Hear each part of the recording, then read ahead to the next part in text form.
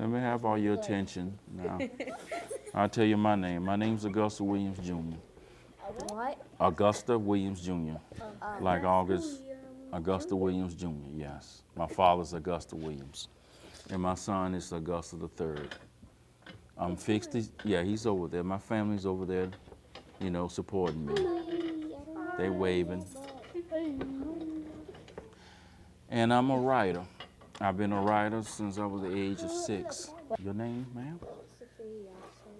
Sophia Austin. I dig your t-shirt. Free at last, free at last. And what grade you in? 4th. And what school you go to? Elementary.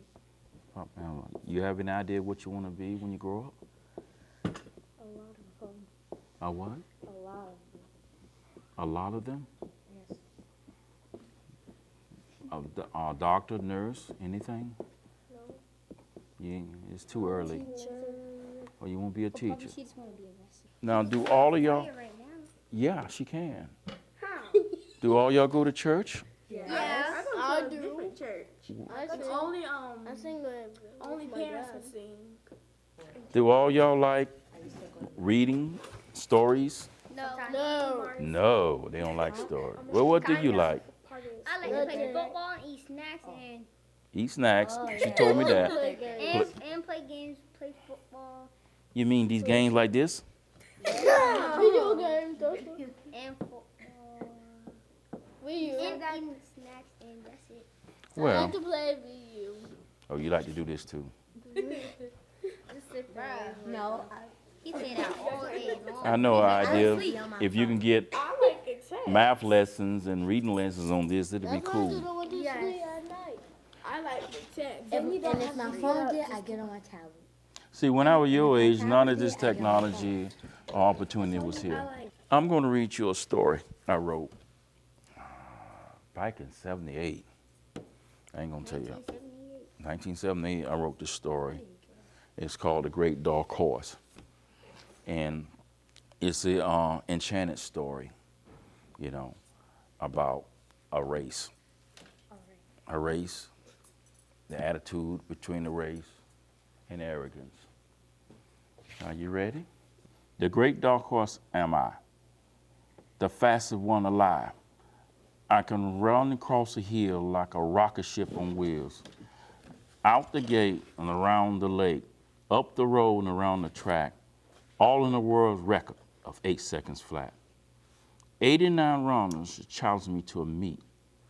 All 89 runners met their defeat, for it was clear to see that every race I run in is a race that I will win. Everywhere I will go, I will leave my mark. I, the great dark horse, once stood in this spot. Challenge after challenge, race after race, victory after victory, until the last race with old Paul Bunyan. The horse announced, I am tired of running. So he climbed on top of a great big rock, and he stood at the top, and he said, I am the king of this great big rock, and I dare anybody to try to take my spot. Silence fell for a moment. Then a voice arose from the crowd that was below the rock. I'm Mr. Horse. I'll race you for your spot. All attention was focused to the rear, when out of nowhere an elf appeared. The horse laughed, then he choked, and asked, who is the mastermind behind this joke? It would be cruel, but yet a funny sight, to race a man who is stunt in height. The elf replied in an angry tone, in words that was light but hard as stone. The horse is ignorant. He doesn't understand. He doesn't even know the difference between an elf of the forest and a mortal man. Then the elf turned toward the crowd and he spoke out loud. Listen, everyone, listen and see. The horse's humor is really a fear of a defeat from me. The horse flashed from the top, down the rock, through the crowd in front of the elf. He stopped, 6 feet over his head, eyes gleaming down, teeth grinning and forming a frown. My eyes have 20/20 vision. That means I can really see. How dare you use this childish psychology on me?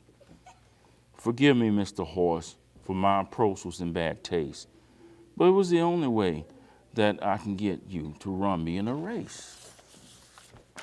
The horse hysterically answered him, Why? When it's plain to see that the fastest in the land is me. The elf replied, yes, all of that is true, what you say, but that logic only exists in this land and in your head. For I am the fastest, dum-dum, back in the land where I come from. The horse asked in an earthquake-like tone, what land? The elf replied, go east 100 miles through the valley of the sugar leaf and down the canyon of the chrome and around the mountain's throne. Continue east until you see the golden beach, which leads to the diamond sea. Turn south and you will see Sebastian Shores, a village by the sea. From north to south upon this golden sand, I am the fastest on water and land. And by the rumor from east to west, you are considered the best. And that's why I have come to put that rumor to rest. Then the horse spoke calm and fierce. Watch what you wish for you may get it. As in the victory over me, forget it. Though you have come far for a race, and unfortunately a race you will get. Your confidence, your arrogance, your record, I will tear the bits. Then the horse turned to the crowd, and he spoke out loud. On the 12th hour of the first day after the next moon, the elf will lose his race to me. So the challenge was accepted and the date was set. And across the two lands, it was an era of excitements and bets. The amateurs had their opinions and the experts had their views. This controversy grew big enough to meet the 6 o'clock news. Woody, the old owl, was the forest's unofficial mayor, who organized this chaos into a working machine. The wise owl spoke to the forest out loud. This event is really get out of hand. For us to better control it, everybody must understand. We need a technology, a man. So he got Crafty Freddy, the slick raccoon, and instructed him to go to the city, take what you can and come back soon. The fans of the horse recited chants and rehearsed their cheers. The supporters and friends of the elf beat their drums and blew their horns. And in the midst of the excitement, a rivalry was born. Now it come to the day of the race. Freddy the raccoon talents proved to be as good as gold. Of all the little gadgets that he borrowed, or some say stole, CBs, radios, camcorders, VCRs, cameras, televisions, and a Polaroid camera. You can see the time. All that is antiques now. Beside the road, they all took their place to view what to become the world's greatest race. Down the road at the starting lines where the horse and the elf stood, out on a branch of a big oak tree, Woody the owl raises his wings. Silence fell. He dropped his wings. An explosion of sand and the runners ran. They raced across the hill like two rocket ships on wheels, out the gate and around the lake, up the road and around the track, or a new world's record, 6 seconds flat.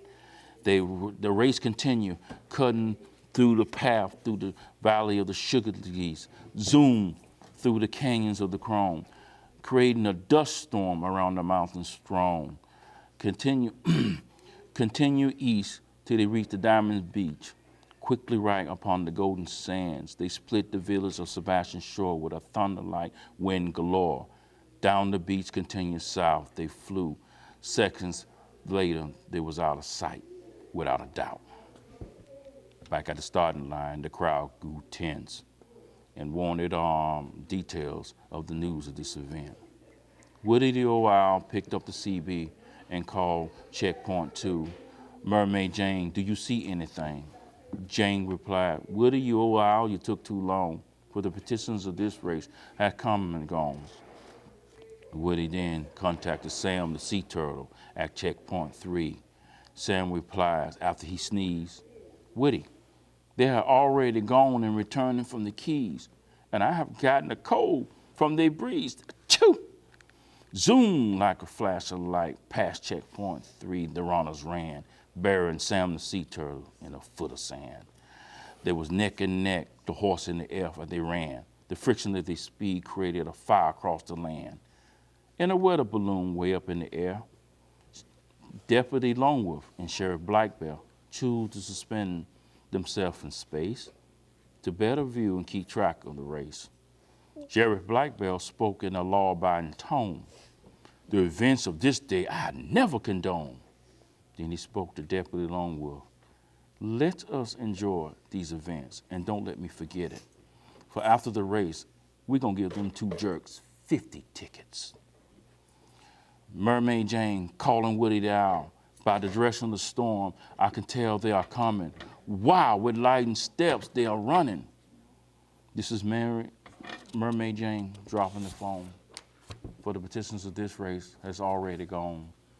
Upon the beach they ran, across the burning sand, splitting again Sebastian's shore with a thunder-like wind galore. A sharp left, and they began west, up and down the mountain's throne, zooming back through the canyons of the chrome, across the fields of the sugar leaves. The robins chirped their arrival. They're coming fast. At the edge of the sugar leaves, they had already passed." Then Woody turned around and instructed the crowd, "Quickly, clear off the track and set up you two robins, you two deers, for in a few seconds the participants of this race will soon be here." The twin deers shot across the road from each other, facing themselves. A single string was tied from one antler to another and was also tied to a switch on the Polaroid camera that was upon one deer head. Hurry up, get everything ready," the old owl said. Pack was around the track, down the road and across the lake and through the gate. A new world's record, 6 seconds flat. Striking across the hill like two rocket ship comets on wheels. The crowd grew tense and enchanted, and the unicorns panicked. With a flash of light, the competitors crossed the line. This race has come to a miraculous end, and all the citizens of the forest was recovering from that 90-mile wind. The two deers were wrapped around each other, laying on their ear, with the Polaroid camera clamped between their heads. Woody, the picture's ready," one of the deers said. From dust to sand, Woody quickly ran upon the two deers where the picture appeared. He picked up the picture and flew up into a tree so he can view the picture and see. Silence fell. Woody had a strange expression upon his face as though he was looking beyond the picture into space. Then he turned to the competitors and he roared at the horse. "Mr. Dark Horse, you are a disgrace." Then he flew from the branch of the tree to upon the top of the horse's head and stared angrily in his face. See, Mr. Horse, look at your big teeth self grinning at the camera. That cost you the race. All the fans of the horse held their head down, and all supporters and the friends of the elf laughed and rolled all over the ground. Then Harry Croc, the comical alligator, started telling and cracking jokes, and everybody laughed till they choked. Then they all turned to the horse and spoke. "Well, Mr. Horse, the room is now fat. And what do you think of that?" The horse stood in the road all alone. His face showed an expression of loneliness and fear. The loneliness crept up through his eyes as tears appeared. The elf, who was celebrating his victory upon the shoulder of his friends, felt bad for deflating that big bag of wind. And he said, "Cheer up, Mr. Horse. This is not the end. In spite of all that will happen, I wish you to be my friend." The horse walked up to him and he humbly spoke. "I am honored to be considered your friend. but my destiny lies elsewhere. Into oblivion I would descend. The victory that you have won was my crown.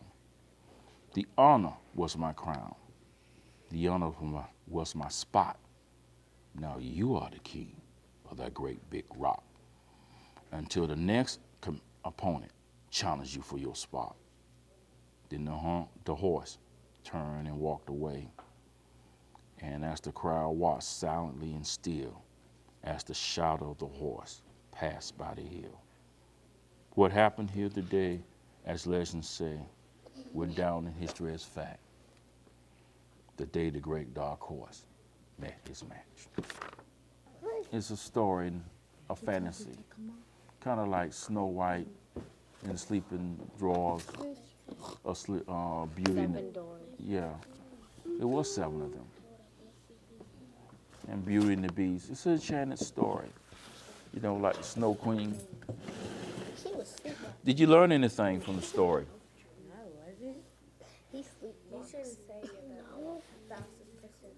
Who sleepwalks? I do. Me. He shouldn't say he was the fastest person.